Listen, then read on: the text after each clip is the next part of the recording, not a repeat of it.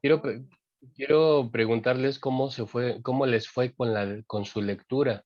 Estoy escuchando ya algunas buenas noticias de que no pudieron hacerla, pero no se preocupen por eso ni entren en ansiedad. Todo tiene solución. Para quienes pudieron encontrarse con la lectura, ¿qué fue lo que pues captaron ahí?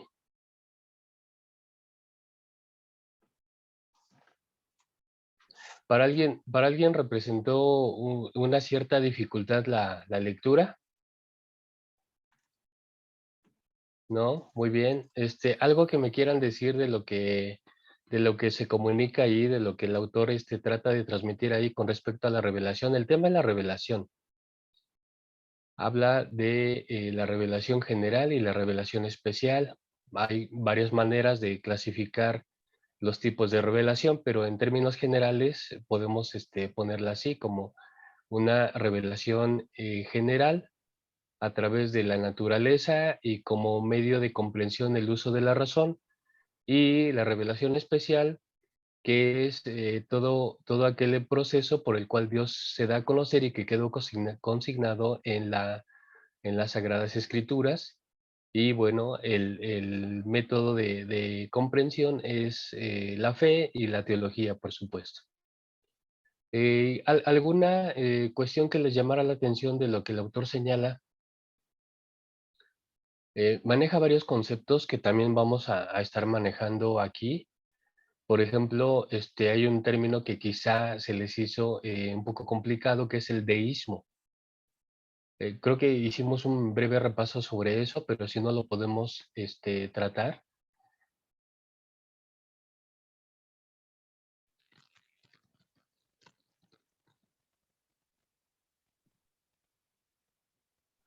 Otra palabra que el autor empleó es la postura agnóstica, junto con la cuestión del deísmo, una postura agnóstica o el agnosticismo, que es muy similar a a la postura deísta.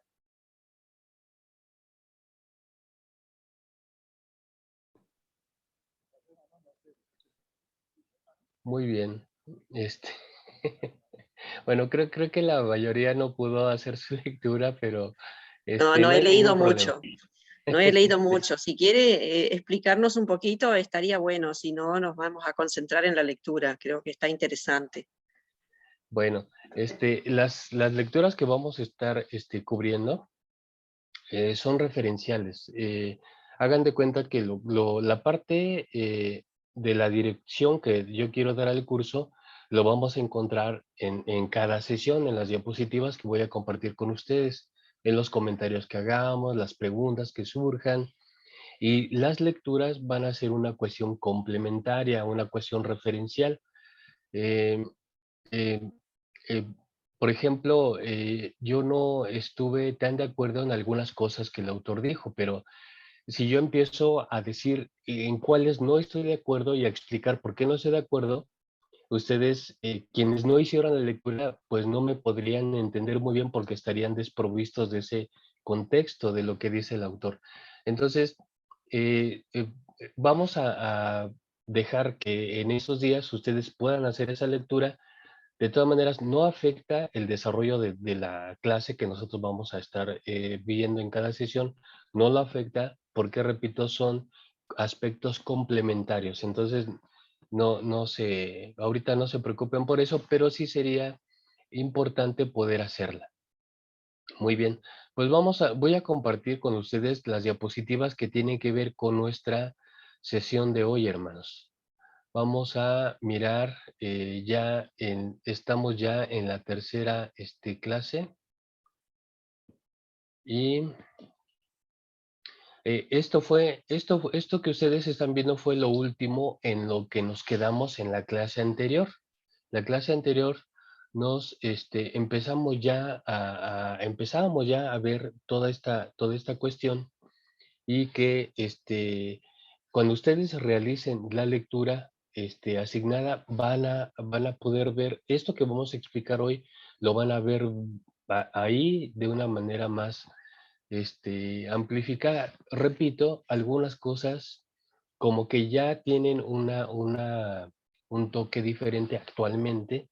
Algunas cuestiones y argumentos que el autor maneja hoy día ya están incluso un poco más avanzados, pero de todas maneras sigue siendo una referencia importante para la comprensión tanto de los conceptos como de las posturas que hay en cuanto a la revelación. Muy bien, dice esta primera diapositiva, dice el estudio de la teología propia, la doctrina sobre Dios Padre. En uno de los diagramas que vimos en la segunda sesión, o quizá haya sido en la primera,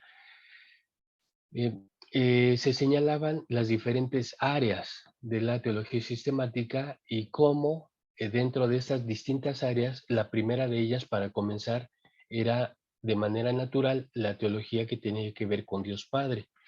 Pusimos algunos ejemplos en la sesión pasada de cómo es que la teología, ya en su trabajo, en su ejercicio, también se puede dividir en varias subramas o tiene subdivisiones. Bueno, con la que vamos a empezar es precisamente con la teología o con el área que tiene que ver con Dios Padre. Y aquí, espero que también haya cambiado la diapositiva para ustedes, hermanos. Estoy en la diapositiva que dice el estudio de la teología propia, la doctrina sobre Dios Padre. Dice, la doctrina sobre Dios Padre parte del hecho de dos consideraciones básicas. Primero, que Dios existe, que para nosotros como cristianos, esto es la posición teísta, en contra de otras dos posturas que en la lectura, cuando ustedes lo hagan, lo van a encontrar, que en contra de las posturas deísta y agnosticista o agnóstica. Muy bien, ¿a qué se refiere a eso? ¿De qué estamos hablando al señalar esa parte?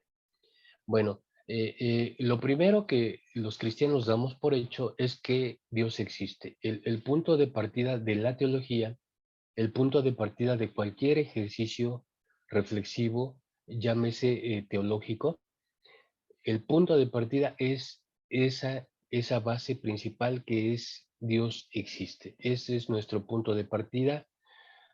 Es algo que no se discute, lo damos por hecho y desde ahí arrancamos.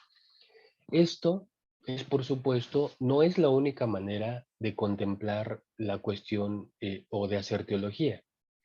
Hay otras dos posturas que no necesariamente niegan la existencia de Dios, pero como lo señalé la ocasión pasada, no directamente no niegan la existencia de Dios, pero sí, lo que sí niegan es la capacidad del ser humano para poder comprender esa realidad, para poder alcanzar el conocimiento o un conocimiento verdadero de esa realidad. Entonces, el deísmo y el agnosticismo, esos son posturas que no necesariamente niegan que Dios exista, pero lo que sí niegan es la capacidad del ser humano para poder tener un conocimiento real y verdadero de esa realidad a la que llamamos Dios. Entonces, por definición, la postura cristiana es una postura teísta, porque el teísmo no solamente cree en la existencia de Dios, pero también cree en que este Dios se ha revelado y puede establecer una relación personal con sus criaturas, en este caso nosotros. Entonces, cuando ustedes escuchan o escuchan la pregunta o escuchan el comentario de si somos teístas, pues por supuesto que lo somos. Creemos en un Dios personal, un Dios que se puede relacionar. Obviamente damos por hecho que Dios existe y que se ha revelado al ser humano y que la mayor evidencia y muestra de esa revelación, pues es la Biblia, la Sagrada Escritura. Lo cual nos lleva al segundo punto. Dios se ha revelado y entre paréntesis están las dos formas de revelación típicas, que son la revelación general y la revelación especial. Recuerden ustedes que en la sesión anterior preguntábamos, lanzábamos una pregunta. Si no tuviéramos el texto bíblico, si no tuviéramos la Sagrada Escritura, aún así podríamos conocer a Dios y pusimos algunos ejemplos de que sí podemos conocer a Dios, aunque no tuviésemos texto bíblico.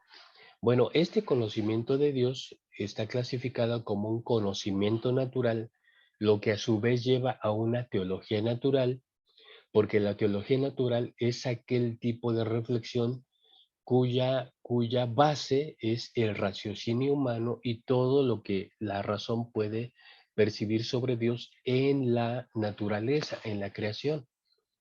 Bueno, pero aparte de eso, aparte de la revelación general, que por cierto algunos vestigios tenemos de eso, especialmente en la carta de Romanos, donde el apóstol Pablo en los dos primeros capítulos, cuando empieza a explicar que el pecado de la humanidad sobrepasó y que tuvo que venir la gracia, pero que él explica, el apóstol Pablo explica cómo a través de la naturaleza el hombre puede percibir al Creador.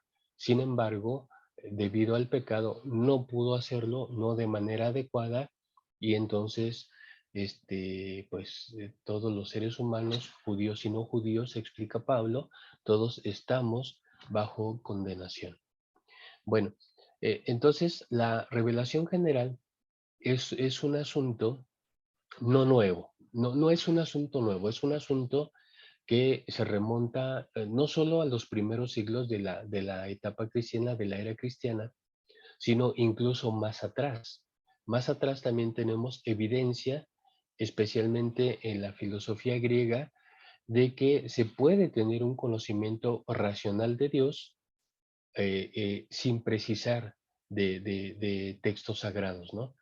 Y recordemos que la Biblia como tal aparece, por lo menos el Nuevo Testamento aparece hasta el siglo segundo después de Cristo. Entonces, el Nuevo Testamento como un canon, porque los documentos, bueno, se van generando desde mediados del primer siglo, se van generando todos los documentos poco a poco, se van coleccionando, se van haciendo colecciones pequeñas y después poco a poco va creciendo hasta quedar conformado el Nuevo Testamento hasta quedar como lo conocemos ahora, pero eso es un proceso que al menos llevó los primeros 2 siglos.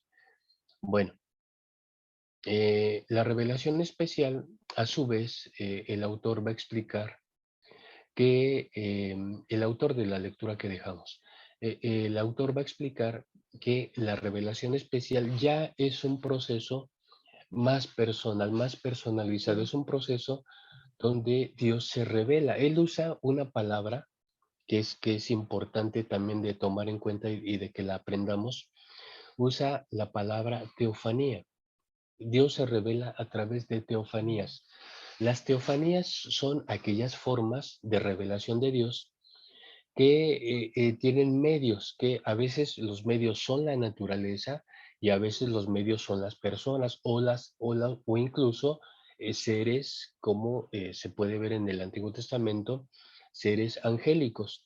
Si se trata de que las teofanías se expresen a través de la naturaleza, bueno, ahí tenemos ejemplos como el de Elías. ¿Recuerdan cuando Elías va a refugiarse a una cueva porque estaba siendo perseguido por Jezabel, quien lo quería matar? Y Elías va y se refugia porque teme por su vida. Entonces, el texto o el testimonio bíblico dice que primero sobreviene un viento fuerte, después un temblor y después un silbido apacible. Bueno, esas cuestiones son aspectos teofánicos de la revelación divina. Otros aspectos teofánicos de la revelación divina puede ser incluso cuestiones como una voz audible. Recordemos el episodio de Samuel siendo niño, escucha su nombre, piensa que el sacerdote Elí lo está llamando y por 3 ocasiones va con Elí para ver si él lo está llamando. Entonces Elí se da cuenta que quien le está llamando es Dios y le dice al pequeño niño Samuel, le dice, Mira, cuando tú vuelvas a escuchar tu nombre, cuando vuelvas a escuchar que alguien te habla, pues tú simplemente responde, Señor, heme aquí. Y no solamente tenemos las teofanías en los diferentes aspectos, como lo estoy comentando, a veces también sucede por medio de seres angélicos, ¿no? Como, por ejemplo, el encuentro del ángel con Jacob, eh, en el Nuevo Testamento, el ángel que notifica a María que va a estar embarazada, em, que el mismo ángel notifica a esta Elizabeth que igual va a estar encinta, Elizabeth siendo una mujer mayor, pero iba a ser un medio de Dios para cumplir un propósito y que a través de ella naciera el precursor del Mesías, en este caso Juan el Bautista. Entonces, a lo largo y ancho de la Biblia tenemos distintas formas de manifestación de Dios y que eso se llama teofanía, se llaman manifestaciones teofánicas de Dios. Pero obviamente todo esto está consignado ya en la revelación especial que es la Biblia. Ahora, el autor va a señalar cuál es el punto más alto o el punto dentro de esta revelación especial, cuál es el punto más alto de la revelación. ¿Y cuál de ustedes creen, aunque no hayan hecho su lectura, creo que esto no es complicado, cuál para ustedes sería el punto más alto de la revelación de Dios? ¿Alguien me puede dar una respuesta? ¿Cuál sería el punto más alto de la revelación de Dios? Hermano, Mande. bueno, yo hice la lectura y estaba justo trabajando en el reporte y lo que entendía era que Cristo es la revelación más completa de Dios. A través de Cristo se revela Dios. Y justamente quería yo preguntarle eso, que el autor maneja que la revelación especial tiene que ver con ese propósito redentor de Dios manifestado en Cristo, pero ¿es en Cristo a través de la palabra o es a través de Cristo como tal? Es decir, que la revelación especial no solo es la palabra, sino también es eh, Cristo como la palabra, como lo menciona el autor. Ajá. Creo que son las dos cosas. Es la Biblia y es Cristo como la palabra. Son las dos cosas, porque para empezar, la revelación, creo que algo que el autor no lo señala porque ese es un concepto más actual. Actualmente se maneja el asunto de la revelación progresiva. Quiere decir que es un proceso que va paso a paso avanzando, evolucionando, creciendo hasta llegar a su punto o hasta llegar al clímax, el punto más alto que sería la aparición de Jesús en la historia. Pero recuerden ustedes que para el punto de vista cristiano, Jesucristo es el cumplimiento de las promesas contenidas en el Antiguo Testamento. Entonces, en ese sentido, la palabra de Dios, su revelación, nos lleva a Cristo, pero luego Cristo es la misma revelación directa del Padre, porque Jesús señala de distintas maneras que el que le ha visto a Él, ha visto al Padre. Y el que le escucha a Él las palabras que enseña y las palabras que Él dice, no son mías, sino son del Padre. Todo lo que yo digo y enseño proviene del Padre. Entonces, Jesucristo es la realización de esas promesas de la revelación, pero al mismo tiempo, él mismo constituye la máxima revelación de Dios. Por eso es que para los cristianos, nuestro punto de partida va a ser siempre Jesucristo. Jesucristo y todas las implicaciones de sus enseñanzas, de su misión, de sus encomiendas, bueno, van a derivar ya en todo nuestro esquema doctrinal. Ahora, quiero también señalar, hermana Bere y hermanos, quiero también señalar que esta visión porque el Antiguo Testamento lo compartimos con los judíos. Los judíos, para ellos su Biblia es el Antiguo Testamento. Para nosotros nuestra Biblia es el Antiguo Testamento más el Nuevo Testamento. Pero es obvio que aunque compartamos un elemento en común, que en este caso es el Antiguo Testamento, aunque compartamos ese elemento en común, nuestra interpretación es diferente en el sentido esencial porque nosotros creemos en la mesianidad de Jesús y que con él ha venido ya la salvación.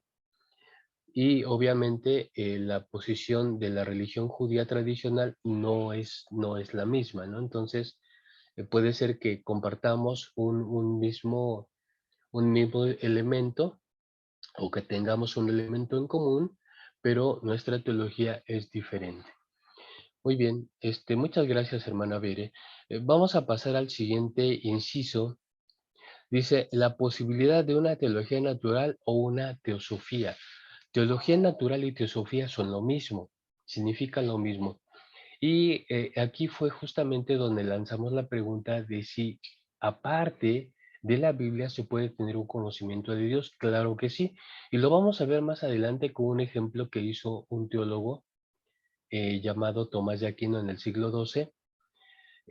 Vamos a ver algunos argumentos racionales para demostrar la existencia de Dios, pero efectivamente sí puede existir una teología natural aparte de la Biblia. Obviamente los teólogos cristianos dicen que aunque eso es posible, se trata, se trata de una teología no salvífica. La única teología salvífica para la mayoría de los teólogos cristianos es aquella que se funda en la revelación divina, y creo que esto sería aceptable y entendible porque la revelación y la salvación propiamente dicha tienen su único referente en la escritura y decíamos en la revelación de Dios en Jesucristo. Bueno, dice, ahora, aparte de eso, también existen enfoques obviamente no religiosos, existen enfoques no religiosos sobre Dios, y el primero de ellos, o uno de los más comunes que van a llegar y que tienen plena manifestación en nuestros días, es la postura racionalista, que va ligado con estas dos siguientes vías, o más bien no vías, sino tendencias, que es la tendencia científica y la tendencia materialista.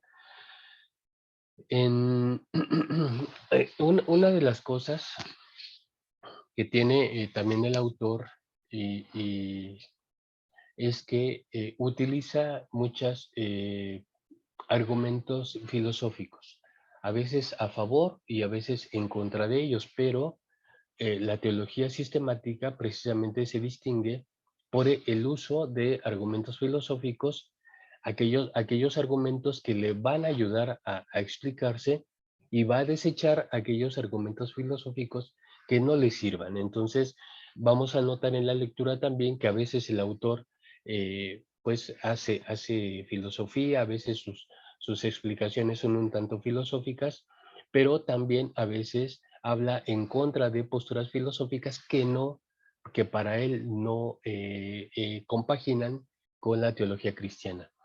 Bueno, una postura racionalista sería aquella postura que, que dice que la comprensión de la realidad solamente puede ser asequible y accesible por la razón y a través de la percepción de los sentidos, que va a ser lo mismo que dirá un científico. Un científico hará su trabajo sobre la realidad y los fenómenos que comprenden la realidad, pero aquella realidad sensible, aquella realidad que está al alcance de nuestros sentidos, lo cual también está conectado con una posición materialista que diríamos anteriormente, citamos deísmo y agnosticismo. Bueno, esas posturas son posturas materialistas. porque en lo único que creen es en lo único que se puede constatar sensorialmente. Es decir, la realidad material es la única fuente de verdad. Y todo aquello que no quede sujeto o que no sea o que no pueda ser sujeta de ese escrutinio científico, de ese escrutinio racionalista, pues no puede ser, se relativiza y no puede ser catalogado como una verdad. Los cristianos, como somos teístas y creemos en una revelación especial, nosotros tenemos un manejo de la verdad distinto.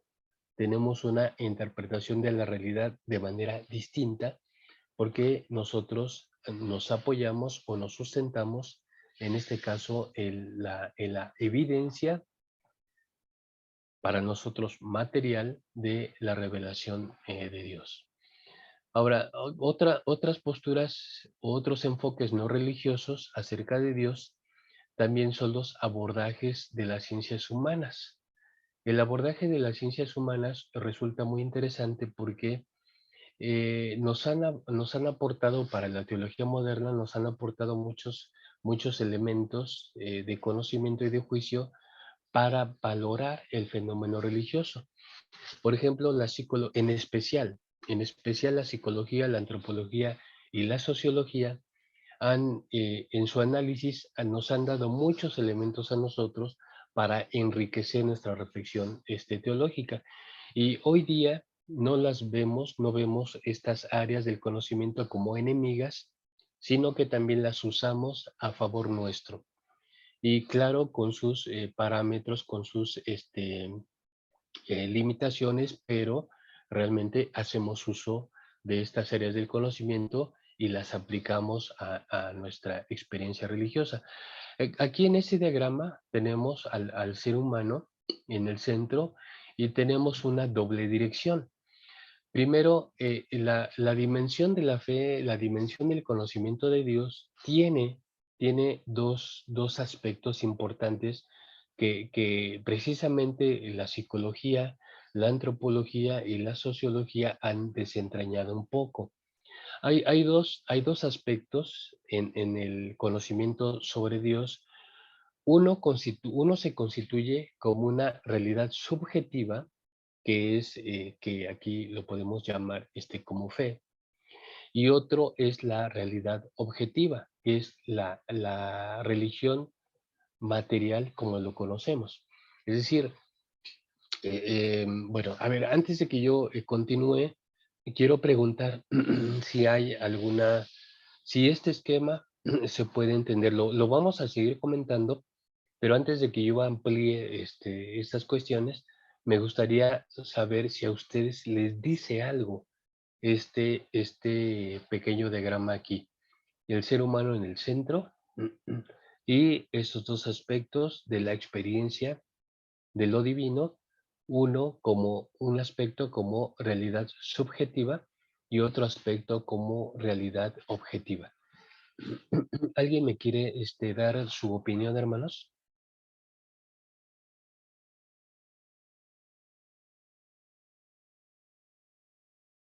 ¿Qué es algo subjetivo? ¿Qué es algo subjetivo?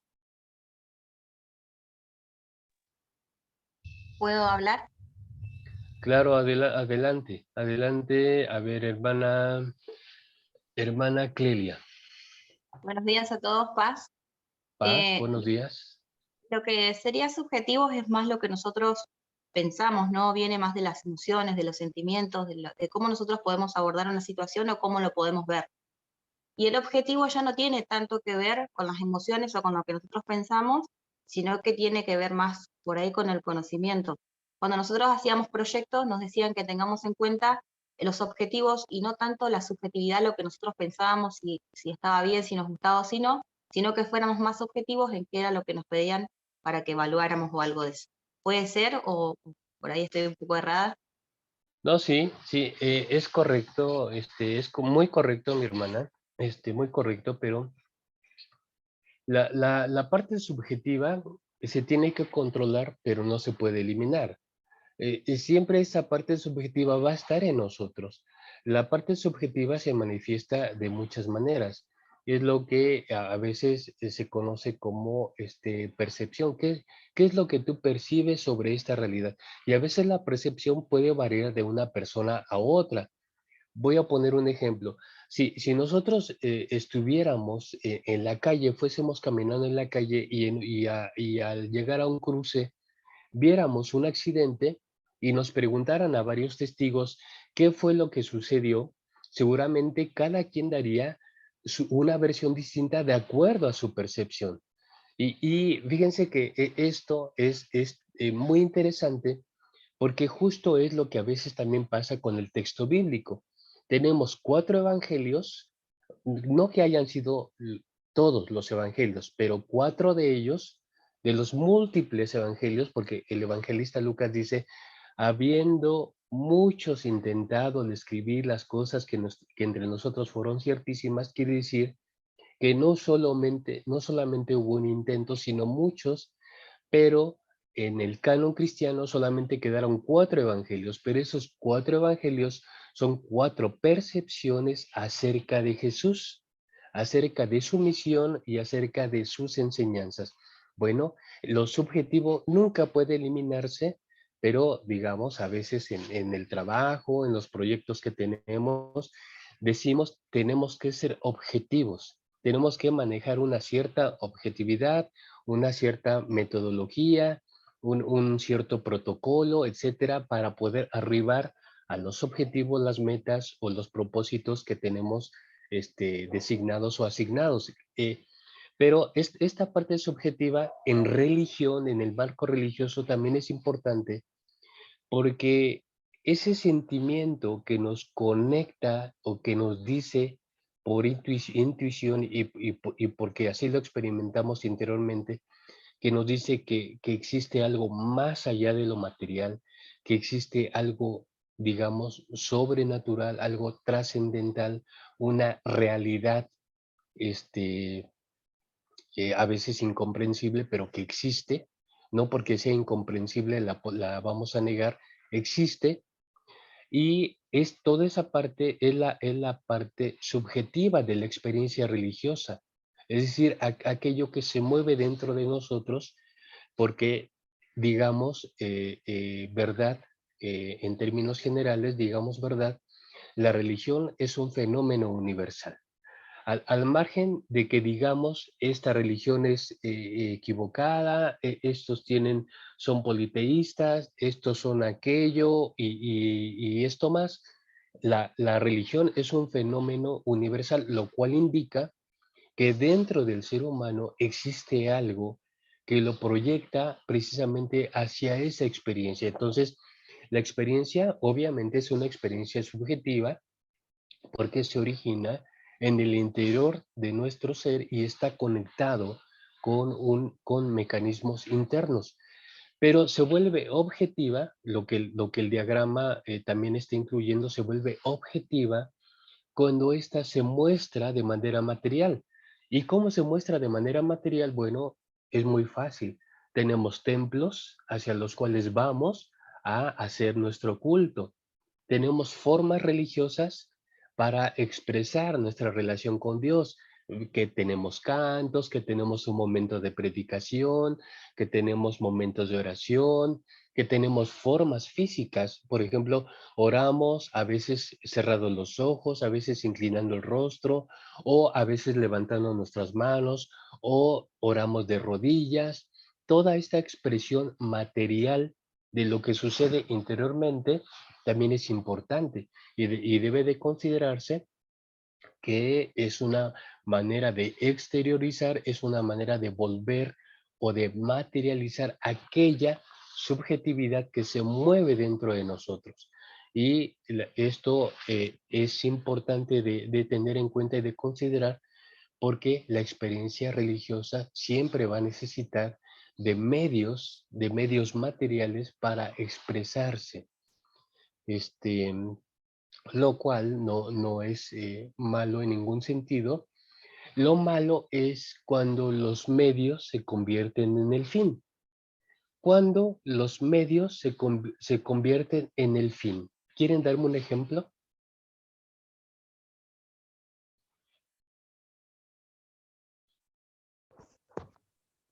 Hola, permiso. A ver, hermana Betty. sí. Por ejemplo, a ver si lo entendí cuando estaba explicando, cuando algo se convierte en... ¿Me puede ayudar? Porque no me acuerdo bien cómo usted dijo. Cuando los medios, porque estábamos diciendo que lo que sentimos en nuestro interior se tiende a manifestar materialmente. Ajá, Ustedes, digamos, dos enamorados, cuando ya llevan un cierto tiempo, él de pronto manifiesta un compromiso con ella a través de darle qué cosa. ajá. Y bueno, ¿Qué? puedo comparar con esto, ¿no? Ajá, Con la religión. Cuando nosotros vamos por ese lado, ¿no? ajá, Cuando el... pero, ajá, nada más para terminar con el ejemplo, cuando el enamorado quiere Sí, manifestar su compromiso con su pareja, le sí, regala un anillo. Eso sucede en México, no sé si suceda allá en Argentina, pero por lo menos acá, el signo del compromiso entre dos enamorados es que él le dé un anillo a ella. ujú, sí, Ok. Entonces, lo que está en el interior se materializa a través de eso. Pero no significa que el darle el anillo ya garantice la relación, porque exacto. esa relación incluso puede llegar a término, puede Sí, terminar. Quizá no se convierta lo que se desea como algo duradero, quizá no lo sea. ¿Qué pasa en el contexto religioso? ¿Qué pasa cuando usamos medios, cuando la fe interior, la vivencia de la fe interior se materializa? Usted siente fe y quiere ir al templo, quiere hacer vida en comunidad con la iglesia. Lo hace, está allí. Pero ¿qué pasa cuando esos medios se convierten, pierden su propósito y se convierten en un fin en sí mismo? Eso es lo que ahora estamos viendo, y mi hermana Betty iba a contestar esta parte. ¿Qué es cuando algo se convierte en un fin y pierde su calidad de ser un medio o un instrumento? ¿Qué sucede con eso? eso es lo que quería. Gracias por ampliarme. Cuando uno va al templo, pero le falta la fe. Correcto, o sea, correcto, porque el hacer las cosas por rutina, o el hacer las cosas, encontrar que ya la experiencia de la fe tiene que ver solamente con eso. Es decir, tengo fe, voy al templo. Ajá, Quiero escuchar a Dios, escucho el sermón que hoy me pareció muy interesante, hoy quizá no tanto, me gusta más cómo predica fulanito, etcétera, etcétera, etcétera. así Y es. entonces vemos las formas, vemos la materialización como los fines y ya no como medios para. Y cuando lo Así es. vemos como fines, ya no nos vamos renovando, ya no vamos encontrando o haciendo los ajustes necesarios para mantener lo esencial vivo, para mantener lo esencial como una experiencia real. Y cuando ya todo se vuelve rutina, cuando alguien incluso nos dice, hermano, hoy no te vi en el templo, te perdiste la bendición de Dios. Bueno, es que la bendición de Dios está en todas partes. Tendríamos que decir, Dios está en todas partes y la bendición de Dios está en todas partes. Bueno, entonces, ¿por qué vamos a la iglesia? Bueno, Exacto. vamos a la iglesia para tener comunión los unos con los otros, y para cargarnos de una nueva energía, de una nueva fortaleza en nuestro espíritu, en nuestra fe, para seguir dando testimonio de lo que creemos. Entonces, Así la vida de iglesia es muy importante. Lo que hacemos en la iglesia es muy importante, pero tiene que ver con lo que sentimos dentro. así es. Y si lo que hacemos en la iglesia, tengan mucha consideración con eso, porque si lo que hacemos en la iglesia no fortalece lo que sentimos dentro, entonces es que algo no estamos haciendo bien y tendríamos que revisarlo, tendríamos que quizá hacer los ajustes necesarios para que eso que hacemos en la iglesia siga revitalizando, siga fortaleciendo lo que sentimos dentro. Entonces hay una relación muy interesante y vital entre estos dos aspectos, los aspectos subjetivos y los aspectos objetivos. Muy bien, ¿alguna pregunta o comentario, hermanos? Gracias, hermanos. Muy buena la explicación. Muy bien. Hermana Marisa. Buenos días, pastor. Buenos días. No, lo que usted comentaba, por ejemplo, yo lo que siempre trato de usar para mí, por ejemplo, que el tema de reunirnos, de cantar, de orar, de participar en la iglesia, son como condimentos que nosotros ponemos a nuestro cuerpo, a nuestro espíritu, para estar cada día más cerca de Dios. Es un avivamiento que sentimos al estar involucrados. Yo siempre digo que cuando se le va a poner a una persona, se le va a dar un cargo a una persona, sea el cargo que fuere, esa persona tiene que estar dentro del cuerpo, tiene que estar con los condimentos, porque si no tiene los condimentos necesarios, no sabe para dónde ir. O sea, no tiene noción a dónde vamos. Y eso nosotros, por ejemplo, lo encontramos a través de la fe, a través del juntarnos, del comunicarnos, del estar unidos en espíritu alabando a Dios, o sea, trabajando en lo que sea en la obra de Dios. Es un comentario solamente que quería compartir. Claro. Muchas gracias, hermana Marisa. Usted tiene mucha razón porque a veces pensamos que tenemos que ir a la iglesia para, porque ahí nos van a enseñar la fe, porque ahí nos van a meter fe en nosotros, porque lo que ahí hagamos nos va a traer fe.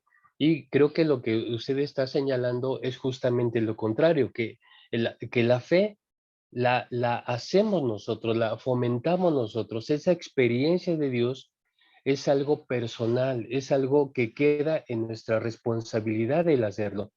Y vamos a la iglesia justamente para vivir lo que ya traemos dentro y juntarnos con otros, compartir con otros que tienen justamente la misma experiencia que tenemos nosotros.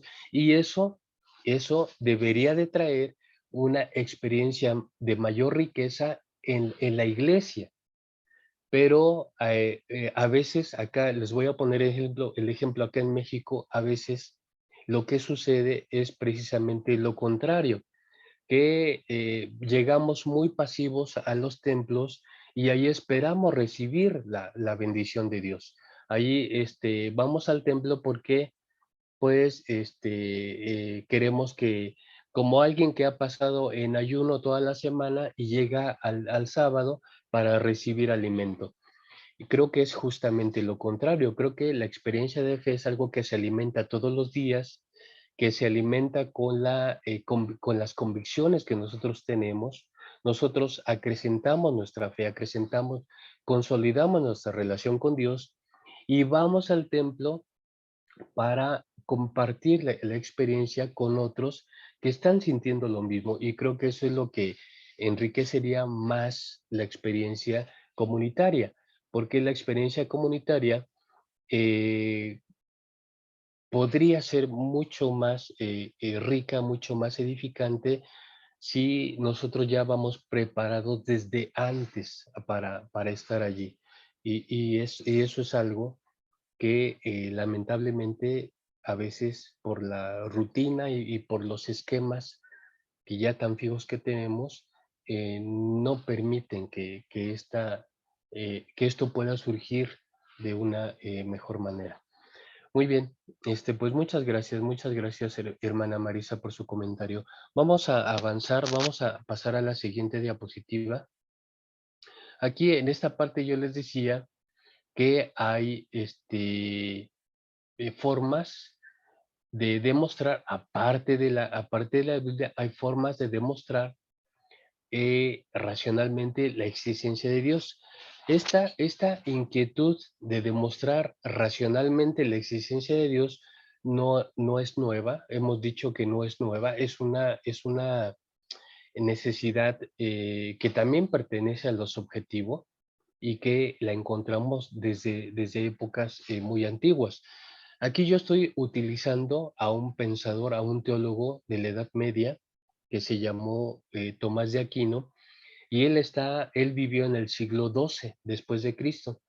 Hay un antecedente sobre un intento de, por lo menos, elaborar unas ideas en manera sistemática sobre el mismo punto, sobre el mismo tema, en otro pensador del siglo III que se llamó Agustín de Hipona.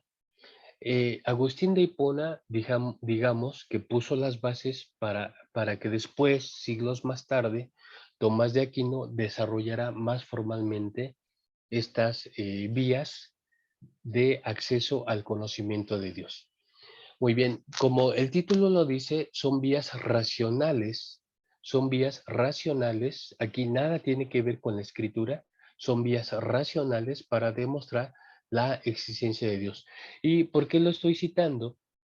Bueno, lo estamos citando como parte de la sesión de hoy, porque la teología sistemática se ocupa o en sus procesos reflexivos ocupa mucho la filosofía, lo habíamos dicho, y cuando ustedes hagan su lectura de las páginas que asignamos, se van a dar cuenta cómo el mismo autor, que obviamente es un autor cristiano y que va explicando la postura cristiana con respecto a la revelación, se van a dar cuenta que usa muchos aspectos de la filosofía.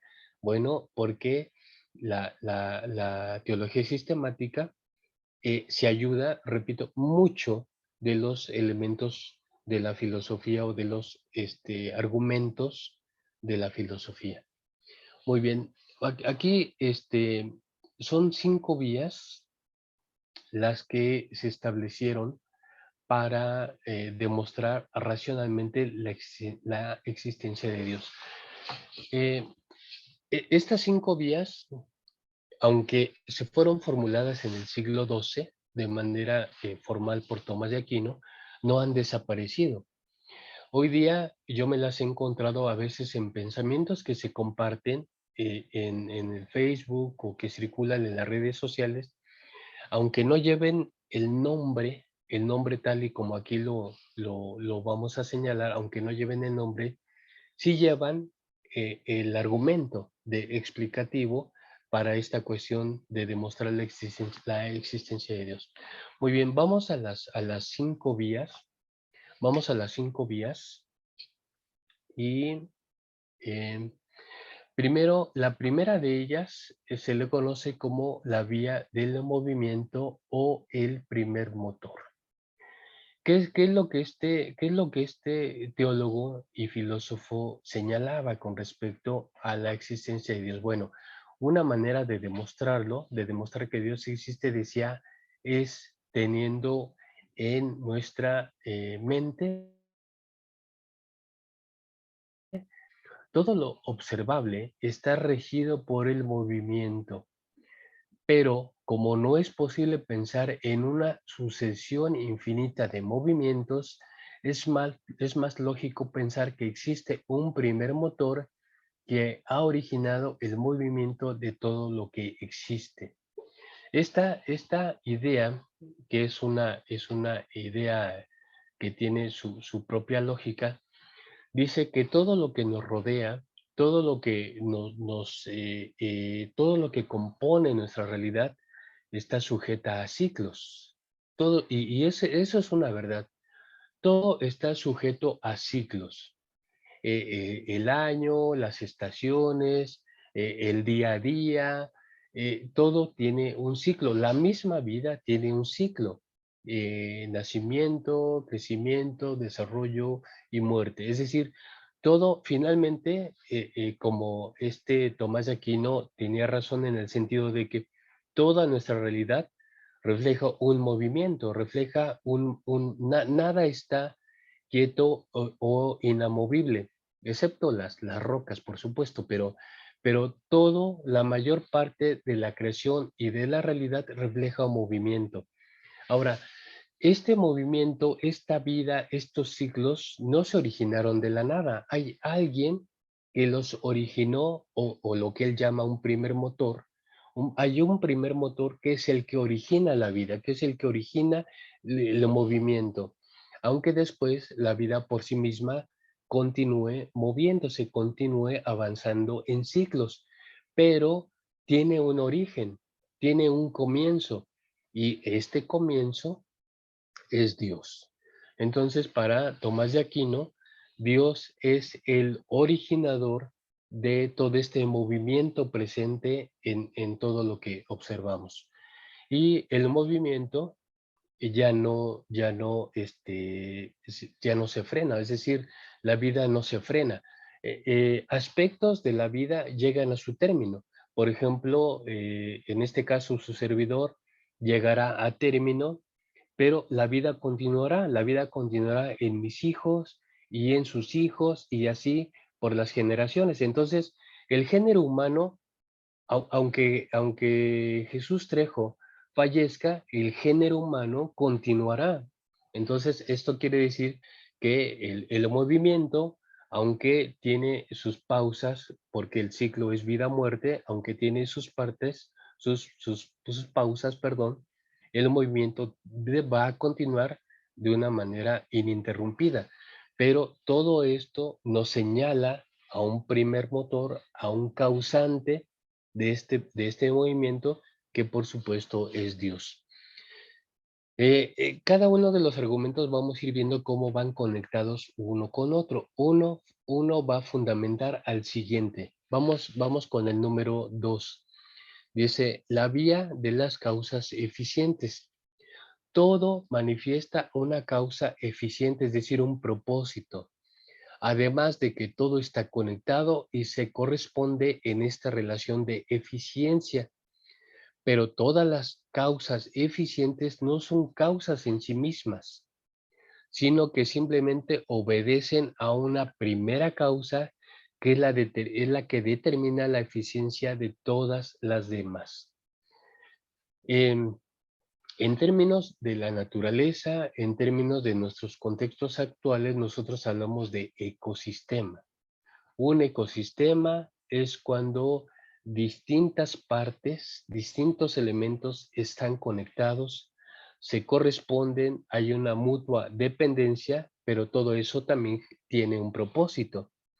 Bueno, si trasladamos este ejemplo a la realidad sobrenatural, entonces nosotros diríamos que efectivamente toda la vida y toda la manifestación de la vida que nos rodea tiene un propósito, tiene una causa, como aquí se dice, una causa eficiente. Esa causa eficiente lleva a que cada ser, a que cada cosa en nuestro mundo cumpla la función para la cual está hecho. Y podríamos poner ejemplos, y qué mejor que poner el ejemplo de la misma vida humana. La vida humana tiene su propósito. La vida humana tiene una causa eficiente por cuanto nos dirigimos hacia cierto fin. Y en la expectativa cristiana, obviamente, contemplamos la vida como un retornar a Dios, porque en el contexto de la revelación divina, Dios crea al ser humano, el ser humano se corrompe, pero luego el mecanismo de la salvación hará o hará volver a ese ser humano, ya una vez restaurado, otra vez a encontrarse en completa armonía con Dios. Y esto también en términos religiosos nos habla de una causa eficiente. Pero para Tomás de Aquino, él decía que toda la realidad, todos los seres que componen nuestra realidad, tienen un propósito y son una causa eficiente, pero no son una causa eficiente en sí mismos. Porque, ¿qué pasaría si cualquiera de nosotros fuese causa eficiente en sí mismo? Si nosotros, en este argumento de Tomás de Aquino, si nosotros fuéramos causa eficiente en nosotros mismos, no moriríamos, viviríamos eternamente, no enfermaríamos, no hablaríamos de un proceso biológico de nuestra vida, sino que nosotros estaríamos o superaríamos todas las limitaciones del espacio-tiempo. Sin embargo, no es así. No es así. No somos causa eficiente en nosotros mismos porque nosotros dependemos de algo más. Si Jesús Trejo deja de comer, en 15 días él va a morir, él va a fallecer. Entonces Jesús Trejo, para existir, para cumplir su causa eficiente, para ser causa eficiente, necesita alimentarse, necesita de varios factores que lo ayuden en esta supervivencia. Pero Dios no. Dios no lo necesita porque Él es la primera causa y es la causa eficiente para todas las demás. Yo sé que esto es un poco complicado, hermanos, porque esto es filosofía, pero si ustedes se sienten un poco confusos con respecto a esto, no se preocupen, esto ya va a ser una sensación permanente, entonces, por favor, no se atoren en estas cuestiones, pero sí podemos hacer preguntas que nos ayuden a, o a poner más ejemplos o a entender esto que ciertamente es muy filosófico, pero que son la base para una demostración racional. Por ejemplo, si ustedes le dicen a un científico que creen en Dios y el científico les dice, bueno, háblame de Dios sin que saques tu Biblia. ¿Ustedes qué hacen? ¿Qué le dicen a esa persona científica? Quizá tendrían que abordar alguna de estos argumentos. Estos argumentos no los encontramos en la escritura, no vienen en pasajes bíblicos, sino son producto de la reflexión filosófica, pero que están orientados para una demostración racional de la existencia de Dios. Bueno, yo creo que ustedes en un repaso posterior que hagan, porque las diapositivas de las dos primeras sesiones ya están con mi hermano Abraham, él las va a subir en su momento para que ustedes las puedan volver a ver. Y las diapositivas del día de hoy igual las voy a pasar con mi hermano Abraham para que las ponga al alcance de ustedes y ustedes van a poder volver a repasar y con su lectura, con la lectura que hagan, van a complementar todo esto que estamos diciendo y esa cuestión que ahorita no se pone, no aterriza en nuestra mente todavía, no se preocupen, poco a poco va a ir tomando este lugar y sentido. Muy bien, el tercer argumento es la vía de la contingencia. Contingencia, dice, todos los seres que existen son contingentes. Lo contingente es algo que tiene y lugar solamente en un momento de la historia, en una sección de ese gran horizonte histórico. Nosotros somos seres contingentes porque, bueno, tenemos fecha de nacimiento. Tenemos fecha de nacimiento, no sabemos cuándo se cerrará nuestro ciclo de vida, pero de hecho sabemos que somos contingentes. Otro ejemplo de contingencia actual en la vida cotidiana, pues son cuando nosotros vamos al súper y revisamos lo que vamos a comprar que tenga fecha de caducidad. Si aquello que tiene fecha de caducidad no nos conviene porque a lo mejor nosotros lo queremos almacenar o queremos que nos dure más tiempo, etcétera, pues vamos a elegir aquellos productos cuya fecha de caducidad sea más extendida. Todo en esta vida es contingente. Y algo muy interesante que también a veces no lo percibimos es que también como iglesia somos contingentes. Las generaciones en la iglesia son contingentes. Nosotros tenemos solamente una oportunidad para sumar lo que haya que sumar a la experiencia de la iglesia, porque nos corresponde, es nuestra obligación. Y si no lo hacemos, estaremos perdiendo esa oportunidad de sumar nuestra participación en este gran mecanismo. Por ejemplo, si queremos poner un ejemplo bíblico, tenemos, por supuesto, el pasaje del apóstol Pablo, cuando él dice, teniendo a nuestro alrededor tan grande nube de testigos, corramos con paciencia la carrera que nos es propuesta. ¿Cuáles son esos testigos? Bueno, esos testigos son todos aquellos hermanos, hermanas, todas aquellas generaciones que componen todo este contexto histórico de la experiencia religiosa, de la experiencia cristiana, y que cada generación, cada persona, cada hermano, cada hermana ha hecho su parte para sumar a esta experiencia. Y creo que a veces tomamos mucho tiempo en la iglesia para estar más pasivos que activos, sin darnos cuenta que la generación eclesial a la que pertenecemos es una generación contingente, es una generación que tiene, por supuesto, fecha de caducidad, y porque tenemos fecha de caducidad, entonces tenemos la obligación, estamos obligados a sumar todo lo que podamos, muchas cosas positivas para enriquecer esta experiencia, y entre más hagamos nosotros, la siguiente generación tendrá muchos más elementos para hacer mejores cosas, porque creemos eso. Creemos que hoy nosotros hacemos cosas buenas, hacemos cosas provechosas, cosas benéficas, pero tenemos la convicción de que la siguiente generación hará las cosas mejores. Pero si nosotros somos pasivos, si nosotros no participamos, si nosotros somos solamente espectadores, bueno, con eso estamos enseñando a la siguiente generación cómo deben de ser ellos.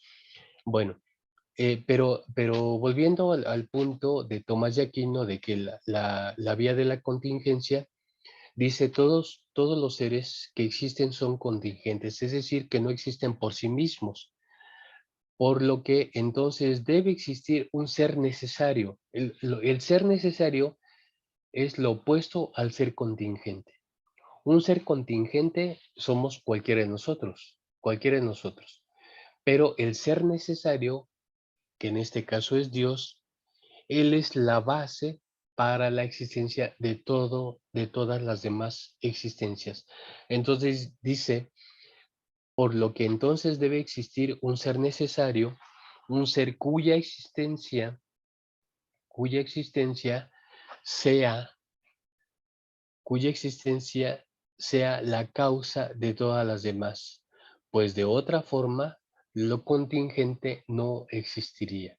Y creo que esto es lógico, porque si algo es contingente, debe de existir algo que no lo sea. Y aquí, cuando entremos a hablar de los atributos divinos, aquí vamos a hablar de un aspecto que se conoce como la aceidad.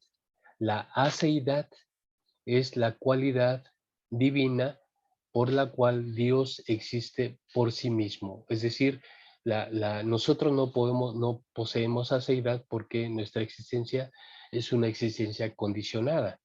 Si no comemos, si no bebemos líquidos, si no, hacemos ejercicios, si no nos cuidamos, etcétera, etcétera, pues todo eso va a limitar nuestra existencia. Y aunque nos cuidamos, aunque nos alimentemos bien, aunque seamos personas muy saludables en todos los sentidos, de todas maneras nuestra vida llegará a término, porque somos seres contingentes. Pero Dios, que tiene existencia propia, que tiene una existencia libre de cualquier condicionamiento, Él existe por sí mismo, y entonces Él es la causa no contingente que Tomás llama causa necesaria.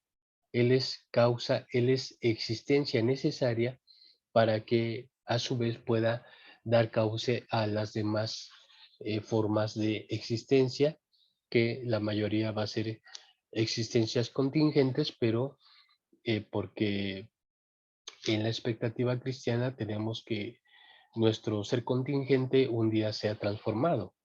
Lo creemos, hermanos, que la promesa eh, de fe en Cristo es que un día el cuerpo que tenemos, la forma de existencia que tenemos, habrá de ser transformada y seremos parte de una realidad distinta. Esto es una expectativa, es una promesa que abrazamos también los cristianos. Bueno, pasamos a la siguiente vía. Dice, la vía de los grados de perfección. Dice, todo lo que existe refleja ciertos grados de perfección. Todo lo que, por lo que debe existir un ser que posea la perfección absoluta y de quien todo lo demás sea reflejo. ¿Pueden citarme algún ejemplo en donde en nuestra realidad existan grados de perfección, hermanos? Por ejemplo, el cuerpo humano. El cuerpo humano es una maravilla. Y si ustedes miran algún organismo vivo, cualquiera que éste sea, en cuanto a organismo vivo, todo realmente sorprendente.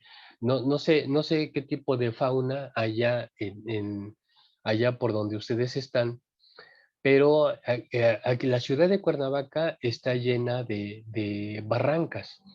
La ciudad es muy curioso porque la ciudad está asentada entre barrancas. Entonces, por eso aquí la orografía aquí en la ciudad no es una orografía plana, como pudiera ser en la Ciudad de México. En la Ciudad de México mayormente es una orografía plana. Aquí no, en Cuernavaca hay muchas bajadas, subidas, etcétera, y es muy complicado. A veces hay puentes que cruzan de una barranca a otra. Pero justamente por eso la fauna que hay aquí es una fauna muy rica. Hay muchos insectos, muchos pajaritos, muchos tipos de aves. Hay animalitos muy curiosos propios de esta región y que a veces cuando por ejemplo, yo vivo muy cerca de una barranca y para entrar hacia la calle donde está la casa de ustedes hay que pasar por la orilla de la barranca y en las noches es muy común ver a unos animalitos muy curiosos que parecen una especie de gatos, pero no son gatos, que aquí los llamamos coatíes. Y es muy curioso ver esos animalitos escabullirse dentro bueno, en medio de la oscuridad y los ve uno en un segundo y al siguiente segundo no los ve porque la cualidad que ellos tienen es de escabullirse de una manera muy rápida y por eso han sobrevivido a pesar de que hay depredadores, como aquí casi todas las casas tenemos perrito, y hay muchos perros, entonces a veces los perros son depredadores de ese tipo de animalitos, pero estoy poniendo este ejemplo porque en realidad todo refleja una perfección, todo está conectado de tal manera que eh, pues forma nuestra vida, todo el ecosistema que nos compone todo lo que vemos realmente son reflejo reflejan perfección, son cuestiones perfectas. Claro que todo se va mejorando, ¿no? Todo va avanzando, pero en cuanto a organismos vivos, podemos darnos cuenta de que todo está diseñado de una manera perfecta. Y bueno, esta vía nos dice que si somos capaces de apreciar la perfección que nos circunda, la perfección que hay en nosotros mismos en cuanto a organismos biológicos, entonces todo esto es un reflejo de que debe existir un ser perfecto por autonomacia, un ser perfecto en el sentido más absoluto, y este ser perfecto, por supuesto, es Dios. La última de las vías es la vía teleológica. El autor en la lectura señala o emplea esta palabra de lo teleológico Dice, pero la vía teleológica que se refiere a orden y finalidad, dice, todo lo que existe manifiesta un diseño, pues sigue un orden y una finalidad, por lo que debe existir un ser inteligente que ha determinado tal orden y finalidad en todo el cosmos.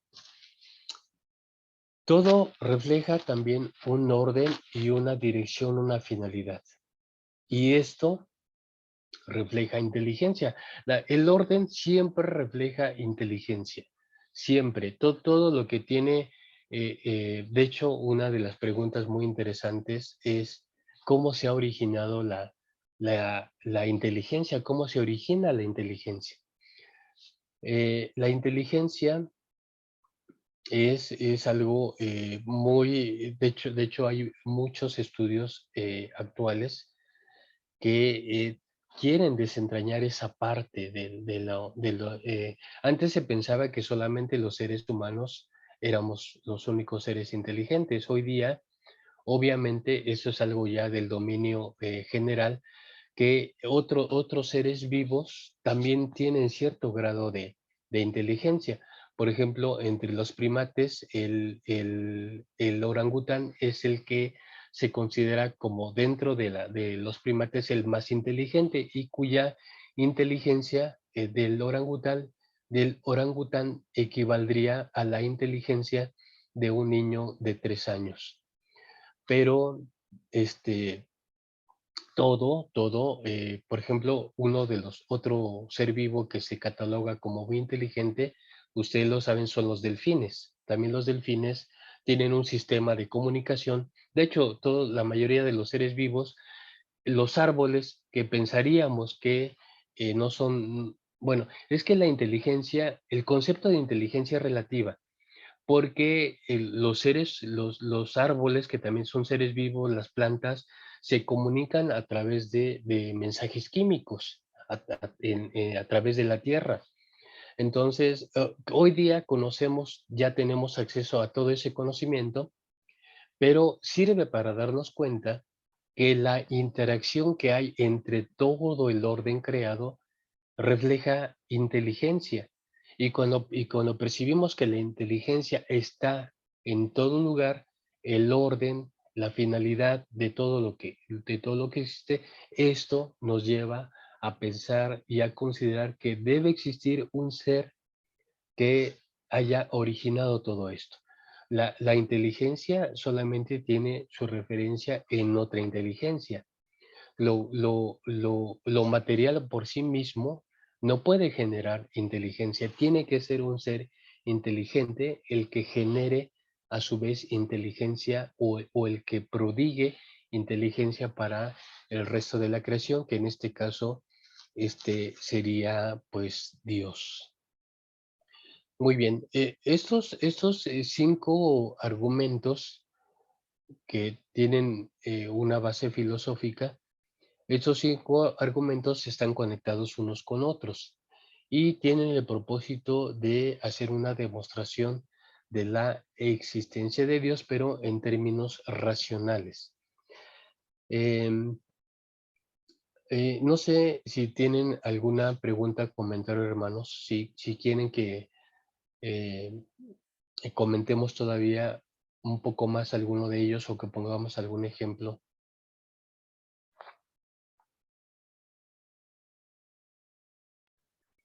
Hermano, bueno, solamente quería comentar que estaba analizando y me resulta bastante interesante el hecho de ver o de escuchar una postura de una persona que por ahí incluso quizá de manera ignorante hemos considerado que nada tiene que ver con nuestro credo, con nuestra religión incluso, y lo que ya desde hace mucho tiempo atrás muchos se han dedicado a estudiar y darle forma o darle un sentido, un significado a que todo lo que existe tiene que ver con Dios, ¿no?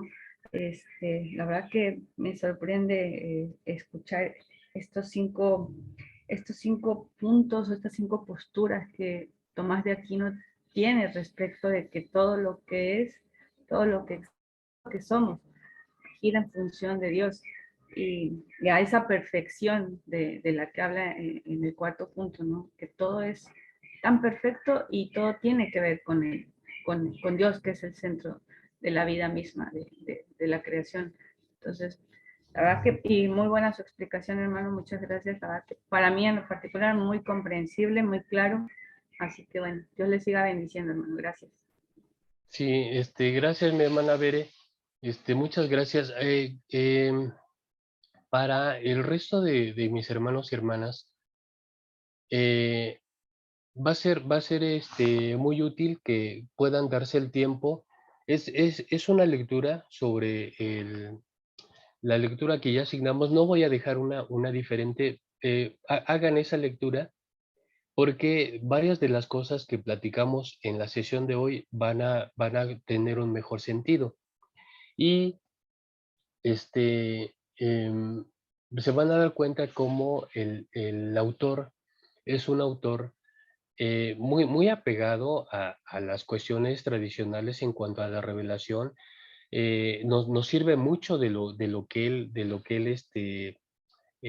enseña ahí, de lo que él explica, pero también van a encontrar algunas cosas que hoy día ya se han reformulado, que hoy día ya tienen incluso una comprensión un poco distinta. Y, y bueno, pero ustedes lo van a percibir en ese ejercicio de la lectura que hagamos.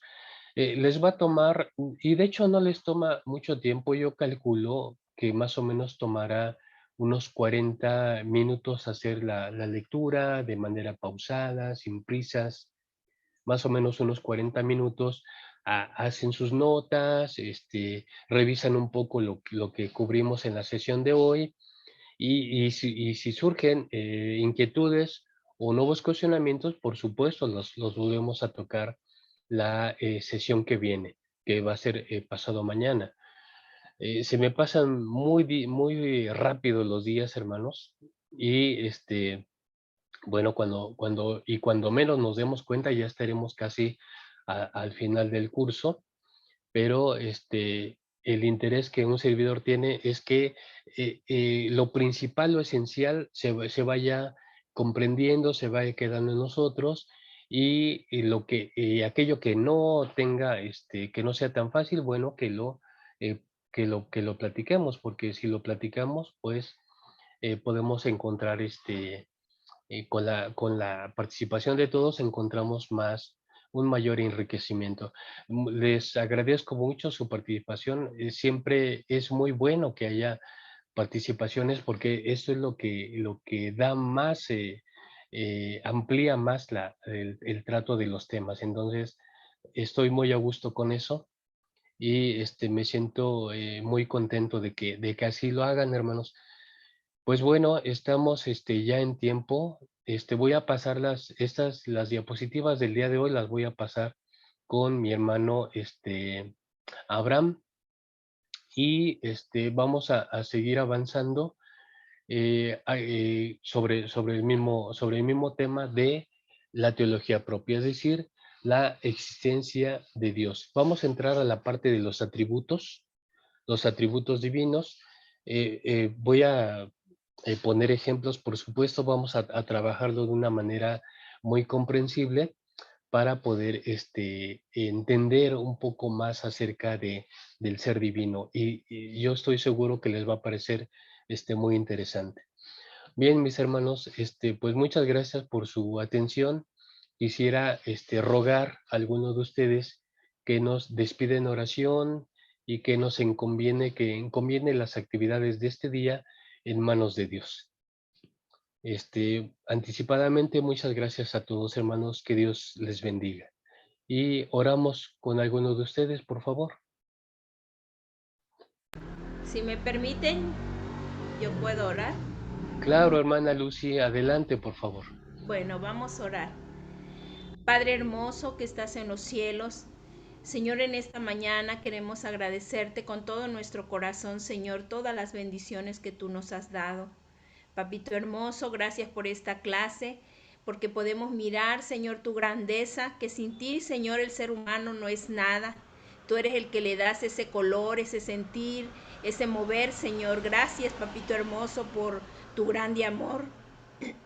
Quiero pedirte, Señor, que puedas tú, Señor, en este día bendecir, Señor, cada actividad que tenemos.